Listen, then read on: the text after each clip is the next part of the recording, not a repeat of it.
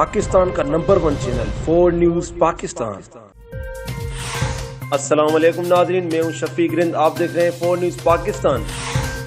Larkana railway colony UC 9 مکینوں نے lock down کے باعث روزگار بند ہونے اور راشن نہ ملنے پر ریلوے کالونی میں احتجاجی مظاہرہ کیا۔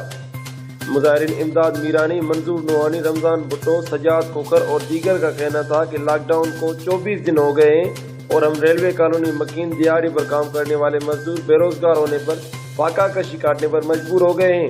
انہوں نے کہا کہ راشن صرف اور صرف سرمایہ داروں کو مل رہا ہے، ووٹ لینے وقت نمائندوں کی لائنیں لگی ہوتی ہیں، لیکن اس مشکل کی گھڑی میں کوئی ہم غریبوں سے پوچھنے تک نہیں آیا ہے۔ انہوں نے بلاول بھٹو اور وزیر اعلیٰ سندھ سے اپیل کرتے ہوئے ریلوے کالونی مکینوں کو راشن مہیا کر کے فاقہ کشی ختم کرنے کا مطالبہ کیا ہے۔ مزید نیوز اور اپڈیٹ کے لیے دیکھتے رہیے 4 نیوز پاکستان۔